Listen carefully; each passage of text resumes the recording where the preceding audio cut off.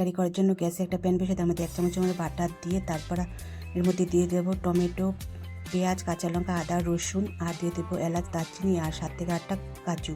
তারপর হালকা আঁচে সব কিছুকে ভালো করে ভেজে নেব। ভাজা হয়ে গেলে এর মধ্যে পরিমাণ মতন জল দিয়ে 10 মিনিট মতন ফুটিয়ে ঠান্ডা হতে দেবো। আর এই দিকে আরেকটা গ্যাসে একটা কড়াই বসিয়ে তার মধ্যে পরিমাণ মতন সাদা তেল দিয়ে আগে থেকে সেদ্ধ করে রাখা ডিমগুলোকে দিয়ে হলুদ লবণ দিয়ে হালকা আঁচে ভেজে নেব। তারপর ডিমগুলোকে ভাজা হয়ে গেলে নামিয়ে রেখে মশলাটা পেস্ট করে নেব। মশলাটা পেস্ট করে তারপর ডিম ভাজার যে তেলটা বেঁচে গেছিলো সেই তেলের মধ্যে দিয়ে দেবো স্টার, বড় এলাচ, গোটা জিরা, তেজপাতা আর শুকনো লঙ্কা। আর এর মধ্যে দিয়ে দেবো আগে থেকে সেদ্ধ করে রাখা আলু। এখানে আমি আলু অ্যাড করেছি, তোমরা যদি পছন্দ না করো আলু খেতে তবে স্কিপ করতে পারো।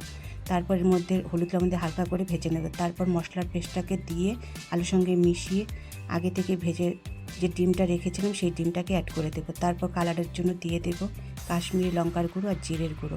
তারপর মশলাগুলোকে ভালো করে আরও 5 থেকে 7 মিনিট কষিয়ে ঢাকা দিয়ে দেবো। এর মধ্যে আমি হাফ কাপের মতন জল অ্যাড করেছিলাম, আর তোমরা যে যেরকম গ্রেভি রাখতে চাও সেই পরিমাণে জল দিয়ে দেবে। তারপর উপর থেকে বাটার আর কাসুরি মেথি ছড়িয়ে নামিয়ে নিলেই আমার তৈরি বাটার এগ কারি। তোমাদের কেমন লাগলো অবশ্যই কমেন্টে জানিও।